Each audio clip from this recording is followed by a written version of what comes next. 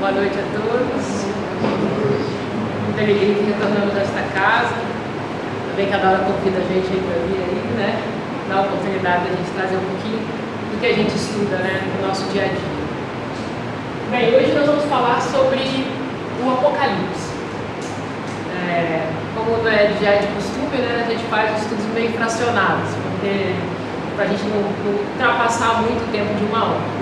Então esse também é um estudo fracionado, a gente pretende fazer uma segunda parte, somente mais uma parte, aí posteriormente. O tema surgiu assim, de repente, quando passando pela livraria, vi um livro, né, Apocalipse segundo o Espiritismo, que saltou os olhos, falei, opa, ficou guardado lá um tempo, mas foi um tempo necessário, porque conforme eu fui estudando esse tema, eu vi quanto era necessário ter tido base e estudado, principalmente o livro A Caminho da Luz, que foi o tema anterior das palestras que a gente deu aqui. Então, assim, nada é por acaso, mais uma vez, nada é coincidência, a espiritualidade sabe como conduzir, né? Então, hoje nós vamos falar um pouquinho sobre esse tema que às vezes traz um pouco de medo, né? Um pouco de receio. Quando a gente fala a palavra Apocalipse, né, que é o último livro lá da Bíblia, o que vem na mente de vocês? O que vocês acham que significa o Apocalipse? Vocês sabem que eu gosto de perguntar, né? Para vocês não dormirem, isso é tática. Né? Então vamos lá, podem falar. O que vem na cabeça de vocês? Apocalipse, o que vem na mente de vocês? Colapso? Fim dos tempos? Isso, né? Fim do mundo? Não é isso que a gente, né? Quando fala Apocalipse, a gente acha, bem, vai acabar o mundo, vão destruir, né? Enfim, o que vai acontecer? Mas a gente tem uma ferramenta magnífica, né? Que é a doutrina espírita. Então, a doutrina espírita, ela vem exatamente o quê? Tirar o véu. E a palavra Apocalipse vem do grego e significa revelação, tirar o véu. Então, exatamente, o Espiritismo vem nos ajudar a entender melhor o que vai ser, o que está sendo o Apocalipse trazido por João, lá na Bíblia. Esse estudo, quando a gente vai preparar um estudo, eu tenho, olha na internet, né? Hoje a gente tem a ferramenta da internet para a gente pesquisar outros palestrantes, outros expositores que têm também um conhecimento vasto, o que eles estão falando sobre o tema. E não foi diferente nesse teu aqui.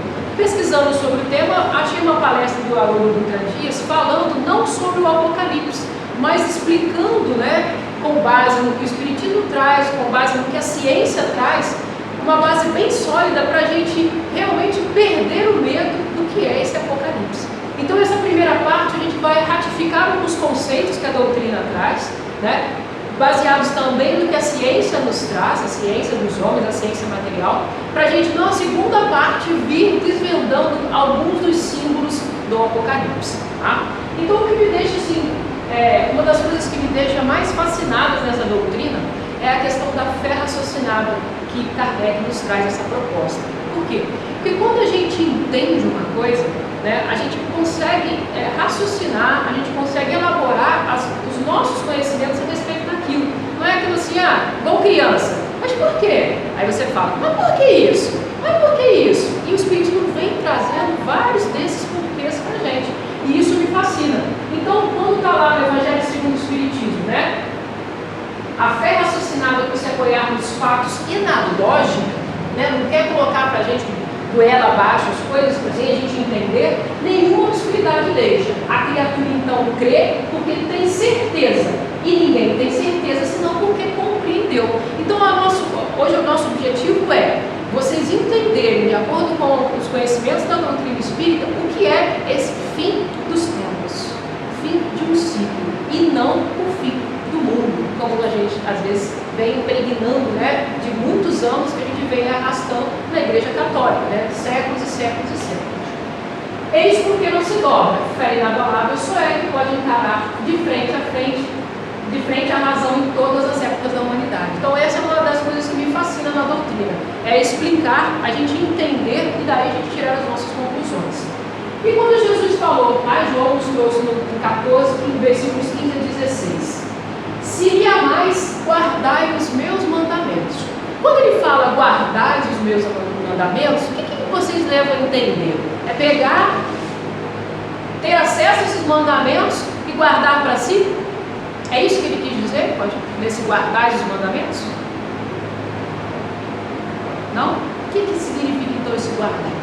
aprender, ter acesso e fazer o quê? Colocar em prática. Exatamente. E eu rogarei ao meu Pai e Ele enviará outro Consolador que fique eternamente convosco. Ora, um Consolador que fique eternamente convosco não pode ser um Consolador que venha novamente nesse material aqui que é perecível, né? É um que vai realmente ficar conosco até a nossa eternidade. E o que o Espírito traz para a gente de explicação? Quem é esse Consolador prometido por Jesus? Quem é? A própria doutrina espírita, né? Então o Espiritismo vem abrir os olhos dos ouvidos, porque fala sem figuras nem alegorias, ou seja, vai levantar o véu, trazer explicações que antigamente a gente não poderia, né, e não tinha acesso. Mas ele fala lá também que as coisas só serão reveladas a partir do momento que nós também tivermos capacidade para entender. Então, muitas das coisas que o Espiritismo vem desvendando, tirando os véus, lá naquela época, quando ele veio estar conosco, nós não tínhamos uma maturidade e condições de entender tudo isso. Então, é tudo ao seu tempo, né? Como eu falei, que tudo a gente vai pausadamente, né? com cautela, com muita, colocando as coisas, os pingos, ok? Então, esse é um dos objetivos, a gente trazer, tirar esse véu, trazer essa revelação do Apocalipse à luz da doutrina espírita. Bem, antes então da gente iniciar, vamos ratificar alguns conceitos. Se eu falar alguma besteira aqui, vocês levantem a mão, tá? E vamos conversar o que vocês acham. Mas no livro dos Espíritos, na introdução, no seu item 6, Kardec vai fazer um resumo de quase que tudo que está na doutrina. Peguei alguns itens de lá. Então ele traz, primeira coisa, Deus é eterno, imutável, imaterial, único, onipotente, soberanamente justo e bom. Alguém duvida disso? Então, a primeira coisa que o Espiritismo faz é acabar com aquela figura de um Deus antropomórfico, um Deus que parece conosco, que a gente imagina que é aquele Senhor que vai estar lá nos céus, sentado no seu trono, esperando o juízo, quando a gente, passar lá para o plano espiritual, ele vai lá, o que você fez, o que você não fez, se você fez coisa boa, você vai para o céu, né? Se você não fez coisa tão boa, você vai para onde? Mas existe céu e inferno? A gente já estudou isso aqui, né? Não existe, são estados de consciência. Então, isso a gente tem que tentar, todo mundo concorda comigo, né? Deus é imaterial, onipotente e principalmente justo e bom. Ora, como que Kardec vai trazer lá na Gênesis, como que um Deus justo, bom, ele vai criar uma coisa e no momento exatamente que a gente está em progresso no mundo de regeneração, ele vai acabar com esse planeta. É condizente com um Deus justo e bom? Causa primária de todas as coisas, inteligência suprema, é condizente? Não, né? Ok. Deus, espírito e matéria constitui o princípio de tudo que existe, a trindade universal. Ou seja, então o Espiritismo traz para a gente que a gente tem Deus como a causa primária de todas as coisas. E ele cria em dois princípios, princípio espiritual e princípio material. Então tudo que nós vemos aqui com esses olhos da matéria, tem o princípio espiritual e o princípio material. E Deus acima de tudo. Ok? Somos espíritos imortais. Alguém duvida disso? Então, se por acaso o Apocalipse, depois dos 2000 anos que de Cristo esteve aqui, acabar o mundo, esse mundo acabar, o que vai acontecer com a gente? Vamos encarnar, Vamos para o plano espiritual e lá não teremos mais como reencarnar? Vamos ficar aí no plano espiritual eternamente? Não, por quê? Porque como vimos, e o Espiritismo nos traz, há muitas moradas na casa do Pai. Se nós não tivermos mais o planeta Terra para encarnarmos, com certeza um desses infinitos planetas desse universo infinito vai nos abrigar. Ora, mas a gente também sabe, que o Espiritismo nos traz, a lei de causa e efeito. Tudo que nós contribuirmos, nós vamos arcar com as consequências. Então, se a gente contribuir para acabar com esse planeta que nós vivemos, nós vamos ter que arcar com essas consequências. Quando a gente contribui por uma coisa não tão boa, vocês acham que a gente vai para um planeta melhor ou pior que esse que nós estamos agora? O que vocês acham? Melhor? Se a gente acabar com o nosso planeta, a gente vai para um planeta melhor do que a gente está hoje? Hein? Depende. Acho difícil, né? Acho difícil. Então, talvez a gente tenha que voltar para um planeta ainda atrasado, lá na época, né, do primitivismo, lá na época dos homens das cavernas. Então, vocês acham que seria bom a gente hoje largar todo esse conforto que nós já criamos, já, né, aqui nesse planeta, e ir para um planeta onde a gente ainda vai ter que caçar, descobrir o fogo? Vocês acham que vai ser bacana? Não, não é? Não vai ser bacana. Bem, os homens precisam se desenvolver. E a gente então estuda as leis, né, da matéria, as leis da física, da química, e que nos faz, né, a gente vê os carros de Fórmula 1 há 10 anos, né, e hoje os carros de Fórmula 1 de hoje, como evoluíram? Graças a quê? A esse homem, né, que está aqui encarnado e vai desenvolvendo cada vez mais estratégias, né, vai melhorando a aerodinâmica, um motor mais potente. Então ele vai estudando as leis da física, vai melhorando aquilo que ele tem, né, aqui como ferramenta para viver. Só que o Espiritismo nos traz que a gente tem que conhecer outras leis. Quais são as leis que nós temos que conhecer, além das leis da matéria? Terceira parte do Livro dos Espíritos. Quais são as leis que estão lá? Vamos estudar, Kardec, as leis universais, as leis divinas, as leis naturais, né? Mesma coisa. E quando a gente aprende a viver de acordo com essas leis, a gente vai ter acesso a qualquer um desses planetas, desse universo infinito, porque é uma lei que vai reger qualquer um desses universos. Então a gente ganha habilitação para viver em qualquer planeta. E também nos trazem que quanto mais a gente aprende a viver conforme essa lei, menos a gente sofre. Quanto mais nós vamos contra a lei, mais a gente vai sofrer. Quanto mais nós vamos a favor da lei, mais feliz seremos. Porque é uma lei imutável, ela é a mesma desde que foi criada pela fonte criadora que nós conhecemos como Deus. Ok? Então essas são algumas bases que a gente tem que ter bem firmes. Alguém aí discorda do que aquilo que a gente falou aqui? Ok? Certo? Muito bem. Kardec também, no Livro dos Espíritos, ele já vai fazer um compilamento de toda a obra. E aí ele vai desenrolar isso que ele vai tratando no Livro dos Espíritos em outras obras. Quando ele vai falar de Deus, né, ele vai desenvolver mais esse tema em qual livro da doutrina espírita? Qual outra obra que ele vai falar mais de Deus, do universo?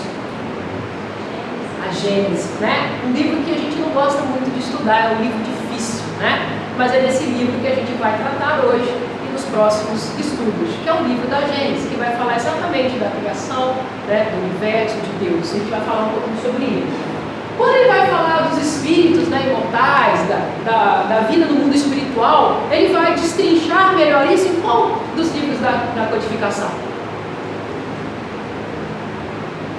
Livro dos Médiuns, né? Então vai estudar essas leis espirituais. E quando ele vai falar das leis universais, do código moral, ele vai destrinchar isso melhor para a gente em qual obra? Evangelho, sim, o Espiritismo, né? Que é o nosso código de conduta, né? Então a gente está ali, seguindo ali, a gente está bem. Ok? Vamos viajar agora um pouquinho com o Chico. Essa questão de Deus, de Jesus, é uma coisa complicada. E até Chico tinha sua dificuldade.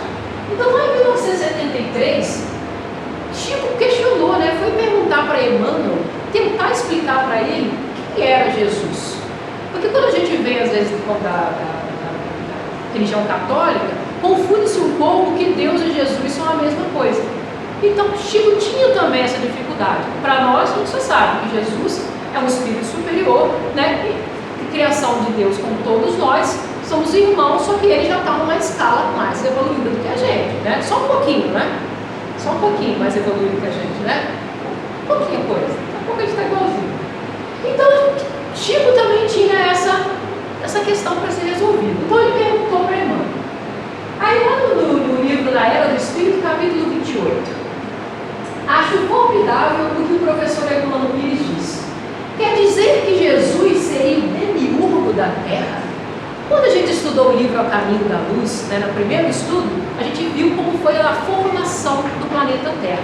E lá a gente viu que Jesus, espírito que foi designado a comandar esse globo, esse orbe, junto com os seus ministros, com aqueles espíritos também superiores, fizeram o quê? Tiraram um pedaço daquela nebulosa solar, modelaram, e a gente tem hoje o que é o planeta Terra. Então ele falou, Jesus seria o demiurgo do planeta Terra, aquele que construiu, que modelou o planeta. Ora, e o demiurgo do sistema solar será então o demiurgo da mais alta potência construtora. O que ele está raciocinando? Se Jesus, o espírito já puro, já naquela evolução, foi responsável por formar um planeta, imagina o espírito responsável pelo sistema solar.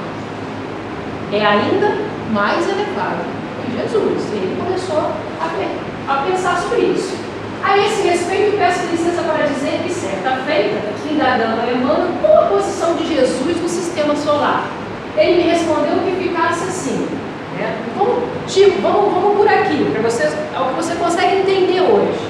Deus como a expressão do Pai Nosso dita por Jesus. Então, fica assim, Deus é aquilo que Jesus nos trouxe, um Pai de infinita justiça, bondade, amor e misericórdia. É isso que você tem que entender por agora. E não perguntasse muito, porque não tinha mente capaz de entrar no domínio desses conhecimentos com a segurança precisa. Aí Chico insistiu, e ele então desdobrou um painel à minha vista através de um fenômeno mediúnico. Olha, o que Emmanuel fez? Para tentar explicar a grandiosidade daquilo que Deus era criador, ele desdobrou para Chico em 1973 o sistema solar. Então ele foi falando, apareceu então a Terra na comunidade dos mundos do nosso sistema evolutivo em torno do Sol. Então o que ele fez com o Chico? Foi trazendo o Chico através do transmediúnico, mostrando através de uma tela, enfim, não sei qual foi o meio que Emmanuel fez, mas Chico foi vendo a Terra como se ele fosse afastando da Terra e vendo todo o universo. E aí ele ficou estupefato com aquilo. Por quê? Naquela época, 1973, a gente ainda não tinha as imagens que hoje nós temos.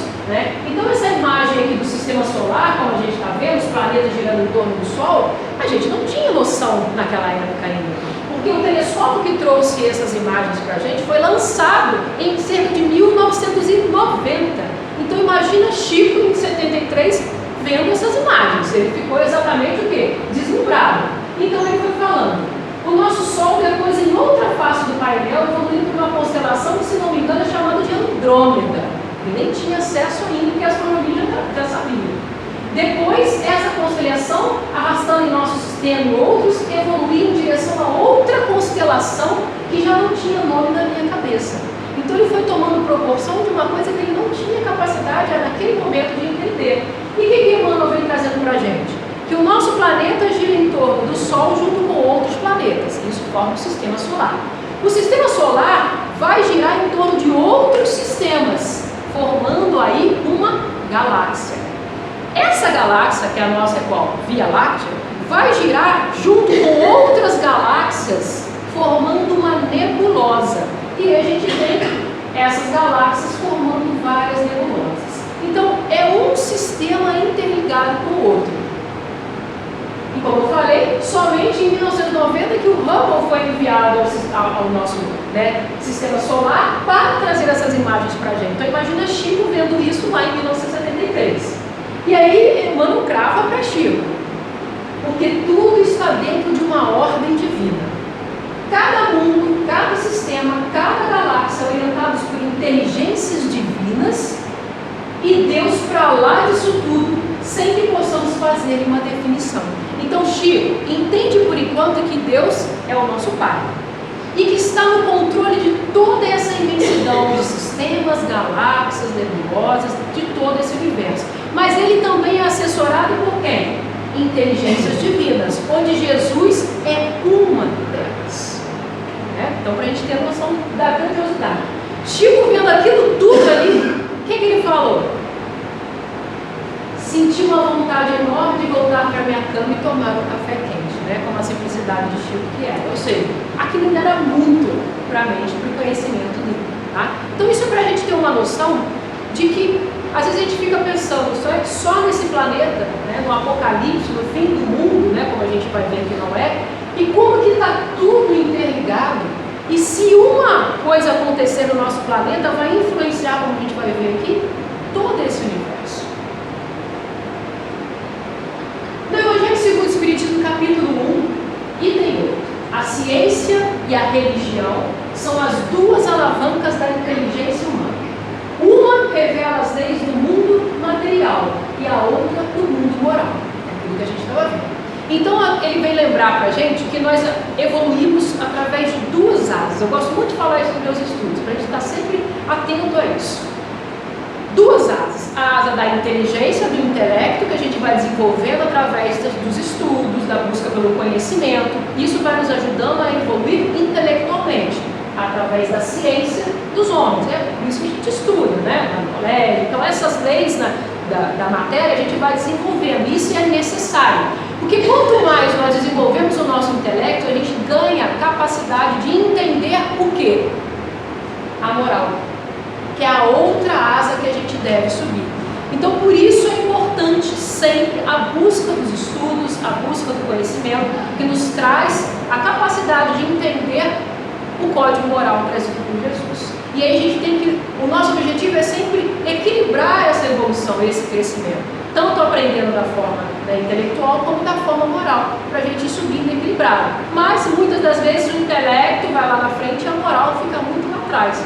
E aí a gente vê coisas absurdas que acontecem principalmente no nosso planeta, né? Desvio de verbas, enfim, tudo mais que a gente vê ali. Ok? Mas para a gente entender um pouco como essa ciência nos envolve e faz parte da nossa vida sem que a gente perceba, nós vamos trazer aqui, não sei se vocês já ouviram falar de Fibonacci. Já ouviram falar de Fibonacci? Já? É muito bacana. A gente vai ver como que tudo ao nosso redor segue um padrão que a gente não consegue observar. E o universo, dizem que o universo é matemático, tudo é muito perfeito, tudo segue um padrão áureo. E a gente vai ver um pouquinho aqui sobre isso, porque tem tudo a ver com essa noção de que tudo está em perfeita harmonia, tudo tem uma sequência, tudo tem um porquê e tudo está sendo comandado pela espiritualidade maior, que a gente tem que confiar. Então vamos ver Fibonacci. Fibonacci, lá em 1202, começou a observar. Era um cientista, assim como Kardec fez, observando os fenômenos, né, trazendo todas aquelas informações e compilando a doutrina. Fibonacci começou a observar a reprodução de coelhos. E ele observou que sempre segue uma sequência. Olha, vamos raciocinar aqui. O que nós somos hoje é o somatório do que eu faço hoje, mais o que eu fiz no passado, certo? Então, se eu pego o que eu fiz no passado com o que eu faço hoje, vai dar o que? O meu futuro, certo? Então, vamos lá. O que eu sou hoje é um somatório do que eu faço agora, no presente, mais tudo que eu venho fazendo dentro das minhas encarnações, ok? E esse somatório do que eu sou hoje com o passado vai dar o meu futuro. Então é mais ou menos isso que ele fez. O que ele observou? Eu tenho um coelho e 2 coelhos, multiplicado pelo 2. Ele pegou o que tem agora e somou com um que estava na população anterior. Eu tenho 1 com 1, 2. 2 com 1, 3. 3 com 2, 5. 5 com 3, 8. Ele viu que essa proporção ia infinitamente. E essa proporção, que a gente chama de proporção áurea, ela está em muitas coisas da criação. E é isso que Fibonacci vem trazendo para a gente. A gente vai observar que o padrão dos ossos do nosso corpo seguem essa frequência. Esses números vão formando, né, desenhos, padrões que vão formando uma espiral. E a espiral é a forma da criação divina. A gente observa em várias coisas. As galáxias, os furacões. Na natureza a gente vai ver o padrão das pinturas, né, dos nossos irmãos animais evoluídos. Então tudo tem um padrão. Então a gente vai trazer um videozinho que é bem pequenininho, bem rapidinho, que vocês vão ver, falando sobre a frequência Fibonacci.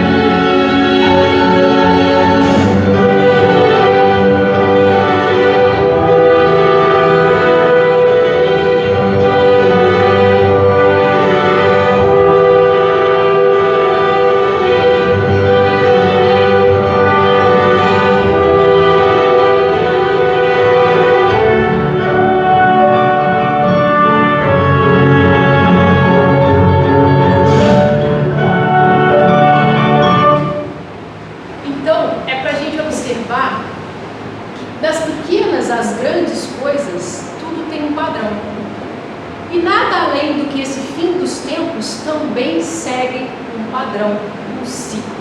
E é isso que a gente vai ver hoje aqui. Então, tudo que a gente vê na criação tem uma causa inteligente, que é a fonte criadora, sempre ordenada por aqueles espíritos superiores que nos auxiliam. Assim como Jesus tem os seus ministros, assim como o presidente tem os seus ministros, né? Porque que a gente fala? Que aqui é uma cópia muito imperfeita do que acontece no plano espiritual, né? Como a gente vai ver às vezes lá nas leis herméticas, tudo que está em cima está embaixo, tudo que está embaixo é que está em cima. Então tudo é análogo. Então tudo que acontece aqui também acontece lá. A gente vai ver aqui esses ciclos. Esse ciclo aqui qual que é? Um ciclo em que o movimento da Terra em torno do seu eixo nos dá um ciclo. Qual ciclo é esse que a gente observa?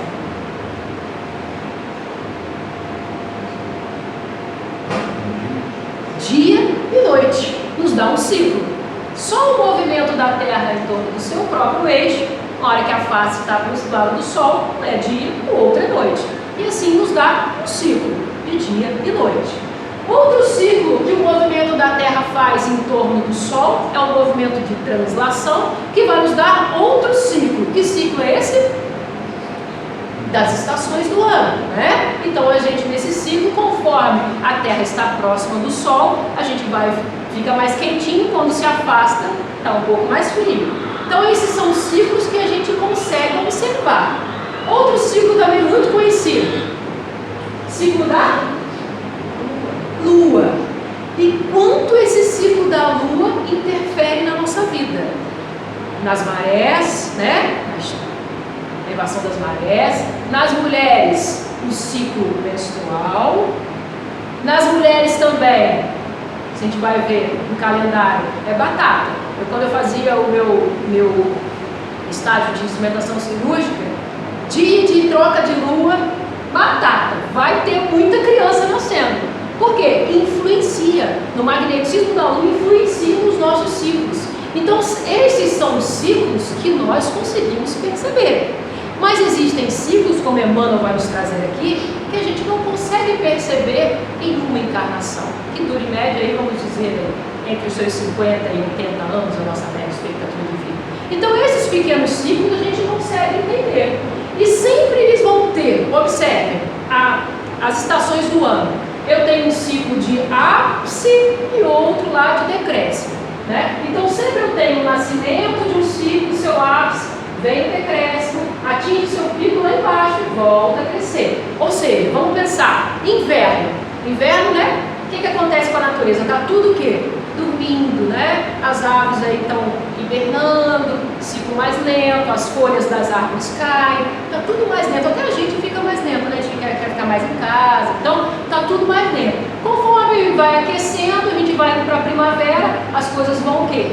As flores vão renascendo, vão aparecendo, as folhas vão ressurgindo, os pássaros começam a atividade, para que no verão tenha o seu pico de atividade, volte a decrescer, vem o outono, esfriando novamente, nos preparando para um outro ciclo de inverno. E isso é o que? Infinitamente. Ciclos que vão acontecendo infinitamente. Vamos lá na Gênesis, capítulo 13, são chegados os tempos, em 1868 Kardec trouxe para a gente. Se a gente não tivesse noção desses ciclos, ficaria um pouco complicado de a gente entender o que Aragon vai trazer para a gente lá.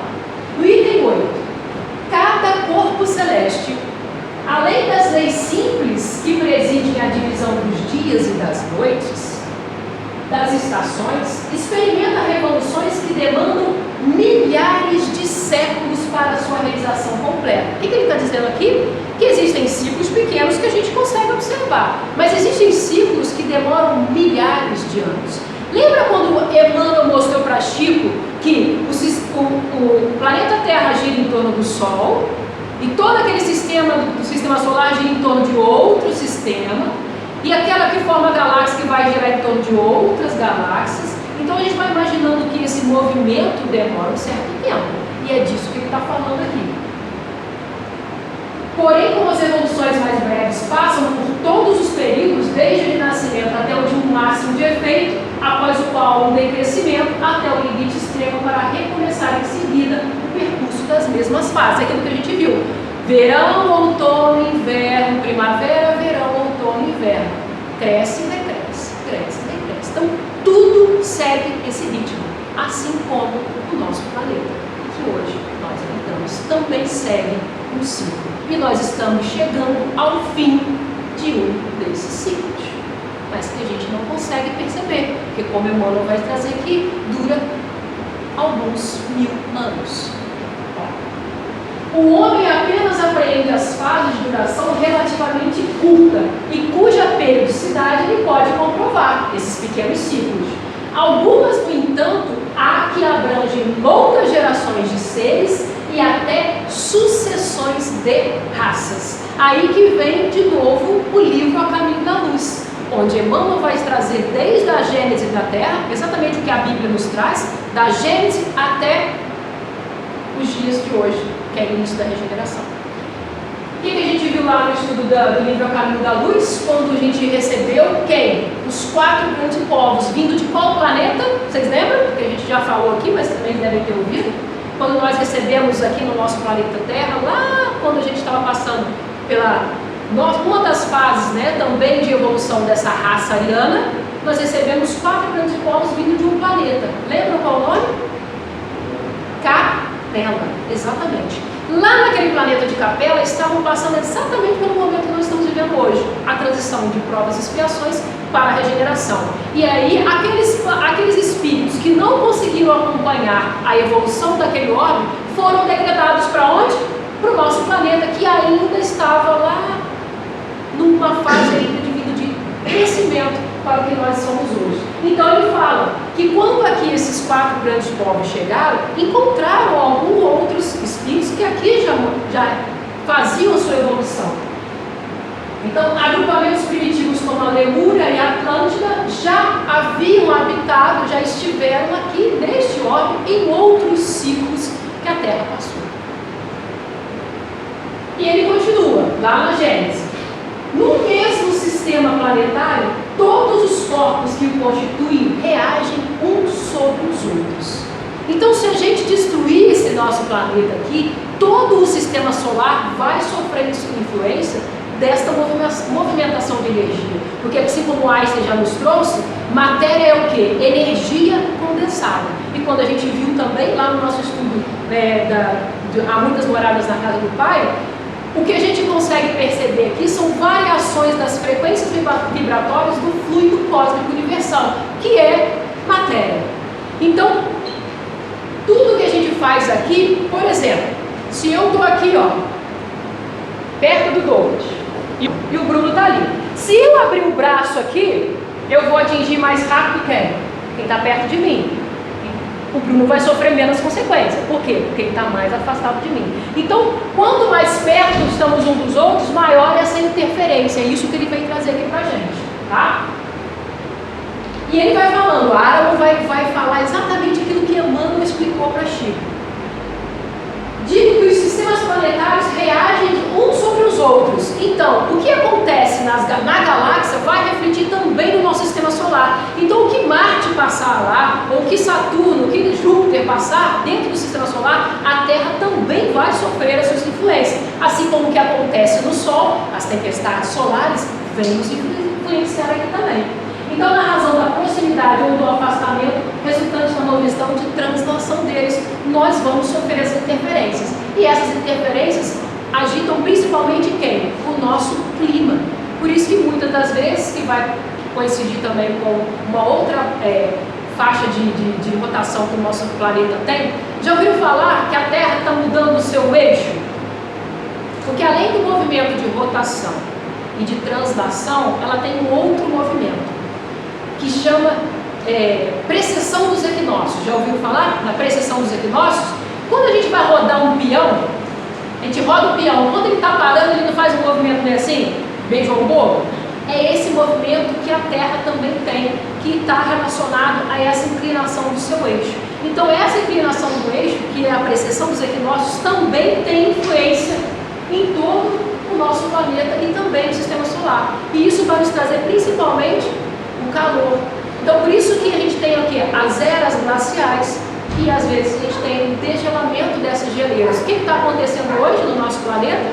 O que a gente está observando? O clima está aquecendo, as geleiras estão derretendo, Veneza já está, né, sendo atingida pelas águas lá que estão subindo. Então, nada mais é que ciclos que naturalmente acontecem de tempos em tempos. Então, perguntaram para Emmanuel, através de Chico. Na época, estavam saindo algumas literaturas do espírito Ramatiz que causavam algumas aflições, né? Ramatiz traz algumas revelações que às vezes causam algum medo na população. Então, perguntaram para Chico para responder a Emmanuel ajudar a gente. Pode Emmanuel dizer-nos algo a respeito da verticalização do eixo da Terra e das transformações que essa sofrerá, segundo Ramatiz? Qual que é essa verticalização do eixo? Exatamente o que a gente estava falando, da precessão dos equinócios. Aí Emmanuel vai falar. Afirma nosso orientador espiritual que não podemos esquecer que a Terra, em sua constituição física propriamente considerada, possui seus grandes períodos de atividade e repouso. São o quê? Ciclos de atividade e repouso. Cada período de atividade, cada período de repouso dessa matéria planetária, que hoje representa o alicerce da nossa morada temporária, pode ser calculado em cada um em 260 mil anos. A gente consegue ter noção disso? Quantas encarnações a gente consegue ter em 260 mil anos? Então são coisas que a gente não consegue perceber em uma só encarnação. Então a gente tem, né, espíritos superiores que têm acesso a essa história ao longo do tempo conseguem nos trazer. E ele ainda diz mais, que dentro desses 260 mil anos de repouso e atividade, a cada 60 a 64 mil anos a gente tem períodos também de crescimento e de decréscimo, crescimento e de decréscimo. E é nesses primeiros 60 a 64 mil anos, dentro dos 260 mil anos, a Terra vai preparar todo o ambiente para receber a população que ali vai habitar. E dentro desses 60 a 64 mil anos, a gente tem ciclos de 28 em 28 mil anos. Para a gente ver mais uma vez que tudo é matemática, tudo tem uma lógica. E aí ele vai falar que aqui na Terra, como lá no livro Ao Caminho da Luz, dentro desses ciclos de 28 e 28 mil anos, a gente teve sim a raça lemuriana, que teve seu, né, crescimento e seu decréscimo dentro desses 28 mil anos, e foi seguida pela raça dos Atlantes, que a gente vai ver na história da locomoção das terras do nosso continente, né? Devido às geleiras, alguns continentes desapareceram, outros apareceram. Então, nessa mudança de todo o globo terrestre, essas populações, essas civilizações foram se desenvolvendo. E hoje nós nos achamos nos últimos períodos da grande raça ariana, que teve seu início com a vinda dos capelinos. Então estamos chegando ao fim de mais um desses ciclos de 28 mil anos. Bacana, né? Muita informação. Então, lá na Gênesis ele vai falar: quando se vos diz que a humanidade chegou a um período de transformação e que a Terra tem que se elevar na hierarquia dos mundos, nada de místico vejais nessas palavras. Não precisamos ter medo, porque lembra lá no primeiro slide? Somos seres imortais. O máximo que vai acontecer, se por acaso acabar esse planeta, vamos ter que habitar outro planeta. Ao contrário, execução de uma das grandes leis fatais do universo. Qual é a grande lei fatal do universo que a gente vai vendo dos ciclos, que está lá na terceira parte do Livro dos Espíritos? A lei de progresso. Não tem como nós irmos contra a lei do progresso. Tudo progride. Se nós não acompanharmos esse progresso, teremos que vivenciar as nossas encarnações em um planeta que seja compatível com o nosso progresso. E aí, vamos adentrar em outros planetas. Então, se queremos continuar encarnando no planeta Terra, devemos nos fazer, né, buscar para continuar aqui. Então, vamos falar um pouquinho sobre Apocalipse, que é o tema que a gente vai ver aqui. Apocalipse, como vocês lembram, foi trazido ao apóstolo João Evangelista. Já quase perto do seu desencarne, ele foi e recebeu essa mensagem dos céus. Então, lá no livro Ao Caminho da Luz, Emmanuel vai trazer quase que um resumo de todo o Apocalipse. Então ele fala: alguns anos antes de terminar o primeiro século, ou seja, já havia desencarnado, né? Jesus já não estava mais aqui, após o advento da nova doutrina, que ele nos trouxe, já as forças espirituais operam uma análise da situação amargurosa do mundo. Ou seja, aqueles espíritos superiores que auxiliam Jesus no comando deste orbe, já estavam fazendo análise do que estava acontecendo após o desencarne dele. O que estava acontecendo? Estavam deturpando a ideia do cristianismo, né, a seu bel fazer, querendo, né, através daquela doutrina, trazer o poder, algumas terras, ganhos materiais, usando o nome do Cristo. Então, o Divino Mestre chama aos espaços o Espírito João. Para nós que estudamos a doutrina espírita, é muito fácil a gente entender o que aconteceu. Quando ele fala que chamou aos espaços o Espírito João, que ainda se encontrava preso nos liames da terra, que fenômeno é esse que a gente estuda dentro da doutrina, dentro do Espiritismo? Fenômeno do desdobramento. Para quem não sabe, fazemos todos os dias quando dormimos. O que é? É quando o nosso espírito sai, né? Deixa esse corpo material, fica ligado somente pelo cordão de prata, né? E vai ao plano espiritual fazer o que bem entender. Aí, cada um, de acordo com os seus gostos, vai para o local que o seu magnetismo vai o atrair. Quiçá, né, a gente vai trabalhar, a gente vai estudar, mas às vezes a gente não vai fazer nada disso, a gente vai para a gandaia, no plano espiritual também. Então esse fenômeno que cometeu o João é nada mais do que o desdobramento, só que ainda em forma consciente, ele não estava dormindo, foi arrebatado e causou um desdobramento consciente. E João, atônito e aflito, lê a linguagem simbólica do invisível. E aí que traz tantas deturpações, porque tudo que João vai nos trazer é em forma de símbolo, né, de metáforas. Então ele vai ver uma cena e vai trazer a besta apocalíptica, o dragão, os selos, as taças, né, os anciões. Então tudo que ele vê em forma de símbolo. E é esse símbolo que a gente vai, no próximo estudo, tentar trazer e desvendar um pouquinho o que eram esses símbolos. Recomenda-lhe o Senhor que entregue seus conhecimentos ao planeta, aí que está a chave de todo o negócio, como advertência a todas as nações e povos da terra. E o velho apóstolo de Patmos traz as revelações extraordinárias do Apocalipse. Mas a palavra-chave aqui é o quê? Advertência. O que é uma advertência? Olha, eu estou te dando um alerta. Vamos dar um exemplo. Douglas tem um filho e o filho de Douglas começa a entrar nas drogas. Você vai fazer o que com o seu filho? Vai dar uma advertência para ele. Olha, se você continuar por esse caminho, seu futuro não vai ser tão, nada agradável. Ele tem a opção. Ou ele continua nesse caminho, ou ele muda. E aí no fim, pode ser um pouco diferente. Então era isso que Jesus queria nos alertar, nos trazer essa advertência daquilo que ele já estava vendo que estava acontecendo. Vamos contar uma história aqui que vai trazer exatamente também esse exemplo. Lá no Velho Testamento, o profeta Jonas vai receber de Deus, a voz de Deus, que a gente sabe que não é de Deus, são dos espíritos superiores. Ele vai receber a seguinte orientação: Jonas, vai lá em Nínive, que era uma cidade, e diz para eles que dentro de 40 dias eu vou destruir aquela cidade. Jonas ouviu essa mensagem e falou: opa, notícia ruim, é comigo mesmo. Foi lá para Nínive para dar a mensagem: se vocês não mudarem, Deus vai acabar com essa cidade dentro de 40 dias. O que aquela população fez? Ficou preocupada. O que eles fizeram? E os homens de Nínive creram em Deus e proclamaram um jejum e vestiram-se de saco desde a maior até a menor.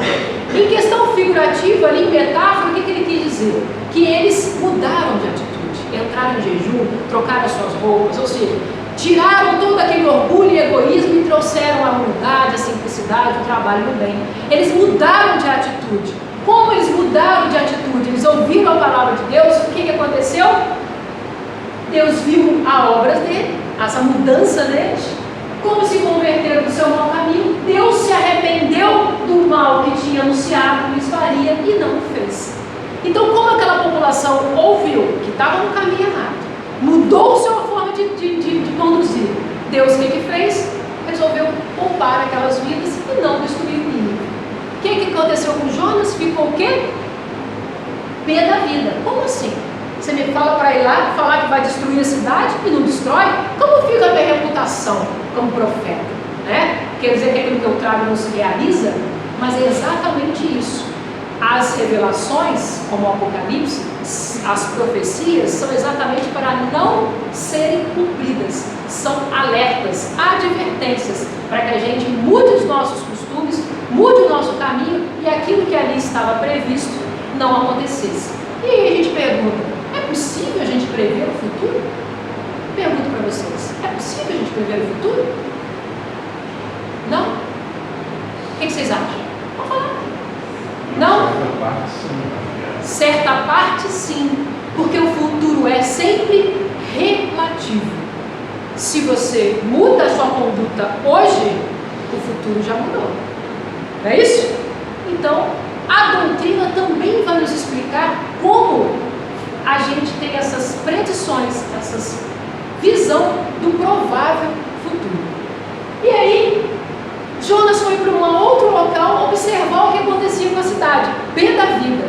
Arrumou um lugar naquela época, aquele sol, né, não tinha muitas instalações. O que Deus fez? Vamos mostrar para Jonas como é que eu funciono. Jonas estava lá naquele sol escaldante e ele da noite para o dia fez crescer uma árvore sobre Jonas. Jonas, oh que maravilha, uma sombra para eu ficar aqui. E ali ficou super agradável. No outro dia, da mesma forma que a árvore nasceu, ele foi lá e extirpou a árvore. Matou a árvore. Jonas, como assim? Mas por quê? Estava tão bem aqui debaixo dessa árvore, por que o Senhor, né, acabou com essa árvore? E aí Deus foi mostrar para ele, ora Jonas, se você por tão pouco tempo se apegou tanto a essa pequena árvore, por que eu, com tantos filhos lá em Nínive, não pude, né, rever a conduta, já que eles mudaram o seu caminho e poupei aquelas vidas? Ou seja, por que se a gente mudar o nosso caminho, por que a gente não pode receber, né, uma recompensa de um Pai que é bom, justo e misericordioso? No livro de Miramês, Francisco de Assis, Miramês vai trazer para a gente que João Evangelista é uma reencarnação, que Francisco de Assis foi a reencarnação de João Evangelista. Então lá nesse livro, ele também vai falar rapidamente sobre esse trecho do Apocalipse. E ele vai trazer para a gente que tudo está conforme a lei dos ciclos, e que tudo se renova para melhor. Tudo se modifica para engrandecer. Ou seja, não temos que temer essa nova fase que nós vamos entrar, que é a fase do Apocalipse, porque tudo vai para melhor. Agora, se a gente vai ter condições de acompanhar esse progresso, aí são elas. Então, nos últimos acontecimentos do orbe terrestre que finalizarão nesses 2000 anos, nas grandes catástrofes físicas e morais, quem não tiver fé dificilmente se salvará. Então, o que ele está trazendo para a gente mais uma vez? Que nós, se nós firmarmos aquilo que a gente viu lá no primeiro slide, que somos espíritos imortais, que temos um Pai que é justo, bom e misericordioso, que existem espíritos elevados tomando conta de todo esse planejamento de evolução do orbe, se a gente está fazendo de acordo com as leis universais, nós não temos nada a temer, porque pode estar acabando o planeta, e se nós estamos bem com as nossas consciências, a gente está salvo. A salvação está exatamente nessa paz de consciência. Se nós estamos fazendo aquilo que é o correto, o mundo pode acabar, e a gente só vai adentrar em outro planeta, como espíritos mortais que nós somos. E aí, sobre a teoria da presciência, como a gente consegue observar o futuro? Futuro relativo. Como é possível o conhecimento do futuro? Não existem as coisas futuras, dizem elas, ainda se encontram com nada, como pois se há de saber que se darão? Pergunta Kardec. São, no entanto, um grande número de casos de predições, porquanto não há efeito sem causa, ou seja, aquilo que está no futuro é apenas o efeito daquilo que nós estamos fazendo hoje. Tem até uma frase de Joana no cartaz sobre isso. O próprio fato das predições não se produz com a exclusão das leis naturais. Um exemplo bem fácil do que está lá no livro da Gênesis. Olha, vamos observar essa figura aqui. Aqui a gente tem um homem caminhando por um vale.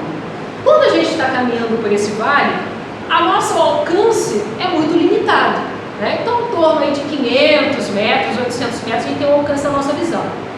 Tudo que está dentro desse alcance eu consigo prever. Se tem um buraco, se tem uma curva, se tem algum riacho, eu estou vendo o que vai acontecer.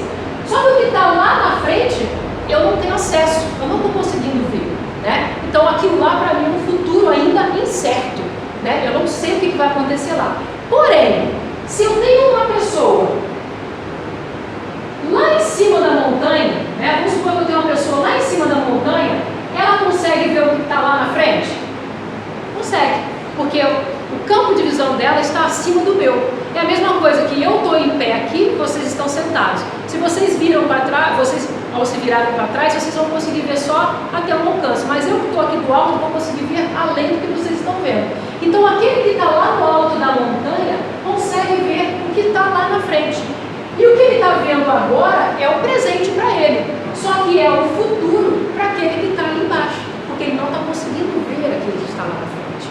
Então essa é a visão que João recebeu. E o futuro os espíritos conhecem? Ainda assim, depende da elevação que tenham conquistado. Ou seja, o quão ele está acima dessa montanha. Quem foi que trouxe as predições do Apocalipse para João?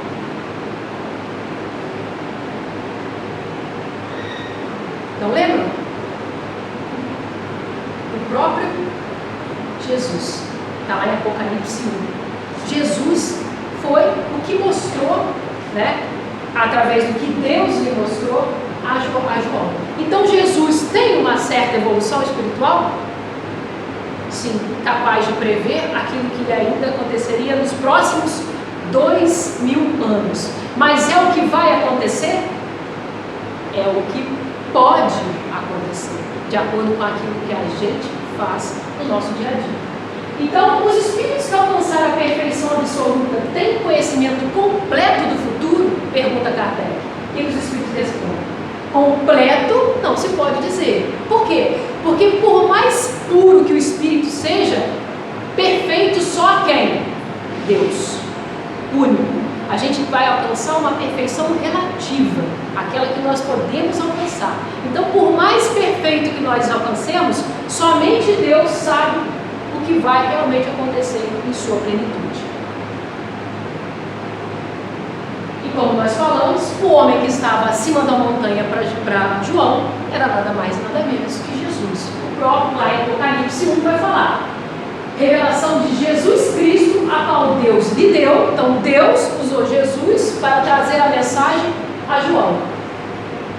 Das coisas que brevemente devem acontecer. Não é que vão acontecer, devem acontecer. Se nós fizermos por onde elas vão acontecer. Então as suas previsões, pois, são antes advertências do que predições propriamente ditas. Então as profecias são para que não sejam realizadas. Olha que bacana, são alertas, advertências. E aí ele crava, Emmanuel crava, lá no livro A Caminho da Luz. Todos os fatos posteriores à existência de João estão ali previstos. É verdade que frequentemente a descrição apostólica penetra o terreno mais obscuro, nos traz algumas coisas que talvez a gente vai ter alguns medos, né? De algumas catástrofes físicas, mas principalmente morais.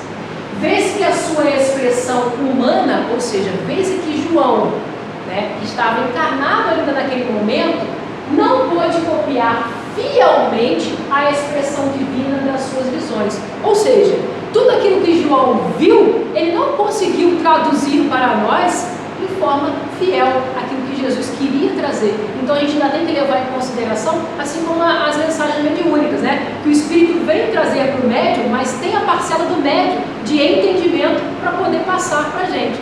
Então também teve algumas deturpações daquilo que João viu, do que Jesus mostrou. mostrou para a história da humanidade. E aí João vai nos trazer as suas visões, a simbologia daquilo que Jesus mostrou. E aí então a gente vai ter várias dessas figuras. Umas mais famosas, né? O livro dos 7 selos, os 4 cavaleiros do Apocalipse, a besta apocalíptica, né? São símbolos que constam lá no Apocalipse, mas que a gente vai fazer parte de um segundo momento. Então, o objetivo do estudo de hoje é tirar o véu, é trazer para nós a consciência de que estamos apenas passando por mais um ciclo. Como Emmanuel nos disse, fim da evolução da raça ariana. Estamos aí adentrando ao início de uma outra raça, que a doutrina espírita nos traz, nos explica que estamos na evolução do planeta, lei de progresso, passando de provas e expiações para o mundo de regeneração. Nada mais que mais um ciclo. E aí aquilo, como nós vamos passar, vai depender de nós, daquilo que estamos, como estamos agindo conforme as suas leis, o seu código moral trazido por Jesus. Uma boa noite, agradeço a atenção de todos, espero ter contribuído um pouquinho mais para esse crescimento de conhecimento.